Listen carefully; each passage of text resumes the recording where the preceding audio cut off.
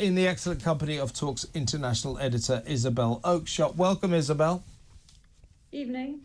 Right, let's talk about 61-year-old grandfather Peter Lynch, who, as I agree with you, you say he's a political prisoner. These people who were imprisoned after the summer riots, in his case in Rotherham, they were given grotesquely disproportionate sentences.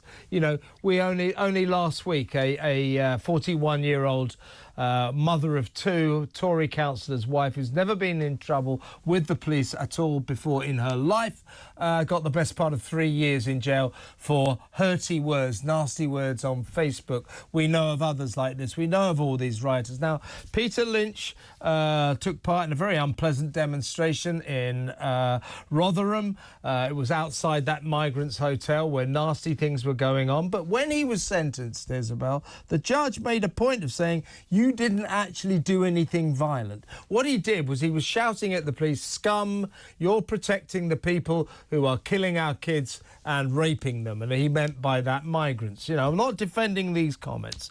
He also had a placard that accused the police of being corrupt and of being scum. Funnily enough, that is a perfectly valid legal protest. There's nothing wrong with that under our legal system. Anyway, he got 2 years and 8 months for not doing anything violent. And on Saturday night in Moorland prison, he killed himself. What we do know is that these white working class rioters who have been banged up unreasonably, and the people who've written nasty, hurty words on Facebook, who've been banged up, they have a very hard time in jail because the Muslim inmates make their lives hell. Peter Lynch has killed himself.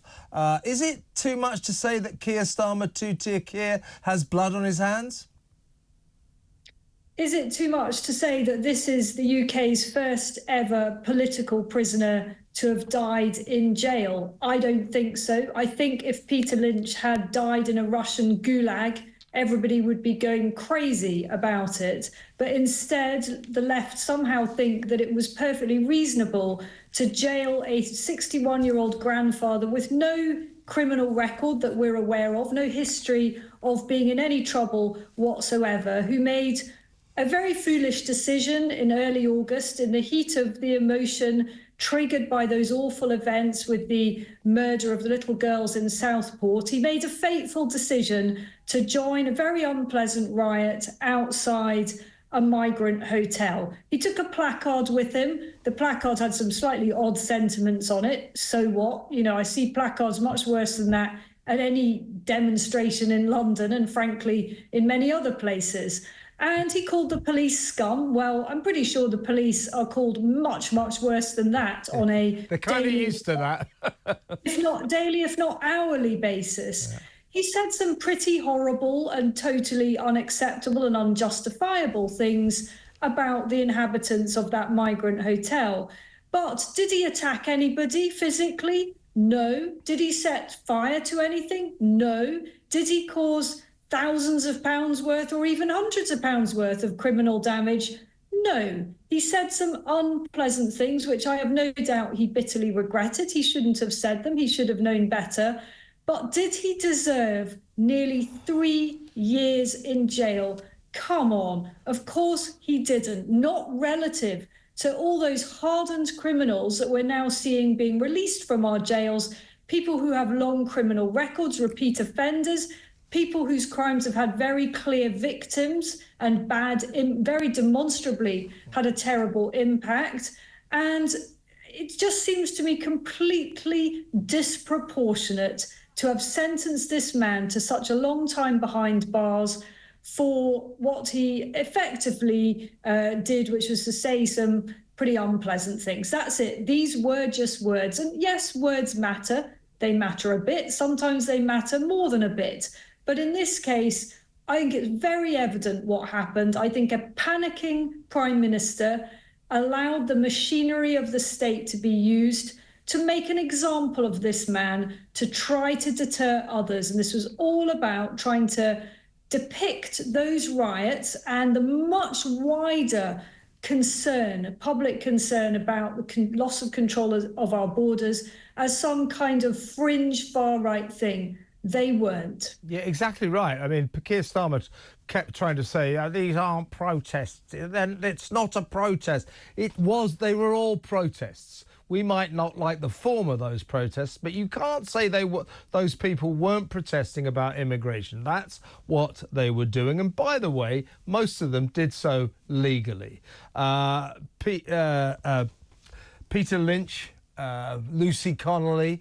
Lucy Connolly is the Tory councillor's wife who got the best part of 3 years last week for writing nasty things on Facebook. That was it. There's a kid of 18 years old. I think this was in Rotherham as well. He got over 2 years, best part of 3 years, 18 years old, just embarking on life's highway. He didn't need this. OK, he did something silly. 18-year-olds tend to. What he did was he unfurled a St George's cross outside a mosque. He got nearly 3 years for that.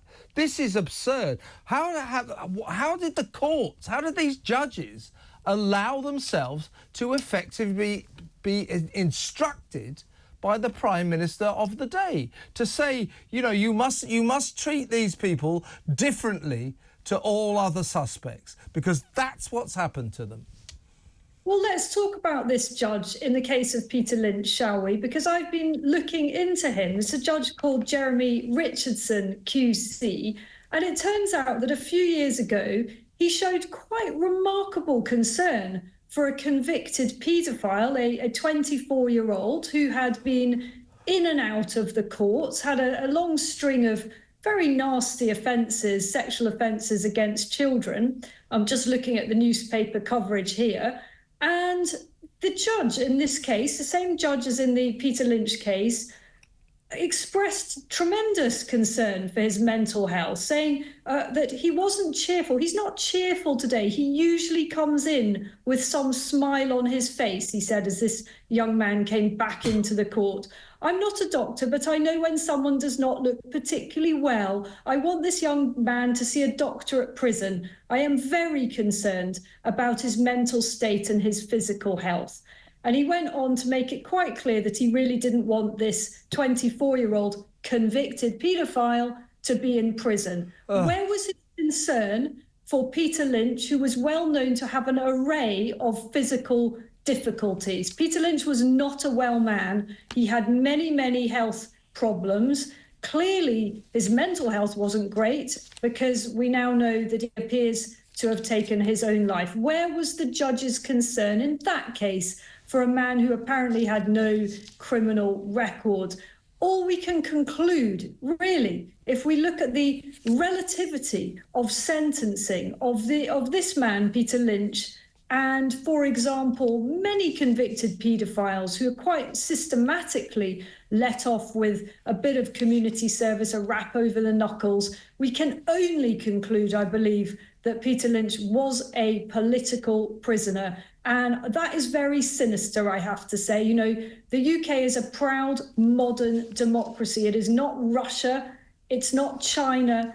It is a democracy, and we should be a bit more robust than to feel the need to jail older men for this length of time for something so relatively trivial. And just to emphasise, I am not saying that what he said or did was a great idea. It was truly unacceptable, ugly. He should have known better. But our jails are not designed for people like that for long periods. Yeah, and since this judge takes such a concern for defendants in his defendant's box, for example, this paedophile of whom you spoke, you might have thought he might have taken into account Peter Lynch's health record, which is he has very poor health. He had angina, he's had a number of problems, and recently had a heart attack. So there's another reason that maybe a little bit of sympathy might have come into play and said this guy doesn't need to go to jail. Now, again, I agree, you know, he's obviously a conspiracy theorist. He obviously has some views that maybe a lot of people wouldn't agree with, but he's perfectly entitled to have those views. But I think the picture I'm getting in the end, yeah, as you said, there's no stories of him having a criminal record, that he, you know, he was a family man. He had his own kids, he had grandchildren. And this is how his life has ended. A victim of Keir Starmer's two-tier justice system. Utter tragedy. I mean, none of us can know what goes through the head of somebody who tragically takes their own life. But you can understand for sure the utter despair of this grandfather, a father of four, I think, a so-called family man. I'd love to hear, by the way, from any of his close relatives to learn a little bit more about this man, not because we're going to lionize him or present him as anything other than somebody who made a very grave error of judgment, but it is not an error of judgment that should have led him to his grave. Indeed. I mean, what do we do about this? There's something that happened since the summer. These people who were fast-tracked into court, you know, everybody knows if you're in trouble with the police, if you're in trouble with our justice system now, on average, people are waiting at least a year, often 2 years, for their cases to come to court. Suddenly, these rioters, these alleged rioters, were arrested, charged, in court and in jail, literally within about 5 days. Absolutely fast track. And also they got sentences that were way out of proportion with their offences. Some of them did some terrible things, but most of them, it was pretty minor stuff. So, I mean, are we as a nation just going to let Starmer get away with this? Because I don't think we should. Well, I'm certainly going to keep on highlighting it. I think we should keep up the pressure for the rightful release and reduction in the sentences of those who have been clearly made a political example of. In many cases, I don't think that there's anything wrong with a short, sharp stint in jail for people that are a complete nuisance to our society. Some people today seem very, very triggered by my suggestion that Peter Lynch was a political prisoner, and have pointed out that I've called for prison sentences in the past for example, the eco-warriors that have blocked our roads or have thrown things at great works of art in our museums. Those people have done actual demonstrable damage and harm. And I don't think that Peter Lynch actually did. Much was made of him supposedly inflaming a situation, but I haven't seen any evidence that proves that there was a direct correlation between him and his placard and more bad stuff happening. Once again, I'm not justifying it, but all these things are relative. So I think we've got to keep up the pressure. The UK should not be a place of political imprisonment. Justice should be equal. And now is the time that we should once again mention that those two thugs who fiercely and viciously attacked police officers in Manchester Airport have still not been charged. So look me in the eye and tell me that Peter Lynch was not made an example of when those Manchester Airport thugs are still sitting pretty at home and have not felt the force of the law for their actions. And when did they beat the hell out of those coppers at the airport? I'll tell you, it was July the 23rd. July the 23rd. So here we are, towards the end of October, no charges. You're right, Isabel. Absolutely disgraceful two-tier policing, two-tier justice in two-tier Keir's corrupt Britain. Isabel, great to talk to you. We'll see you soon. Isabel Oakeshott there, Talks International editor. Very quickly, Russell, your thoughts? I just think this is both a very, very sad story, but also, frankly, terrifying. And let's go back to this Keir Starmer thing. Keir Starmer does have blood on his hands. He's ultimately culpable here.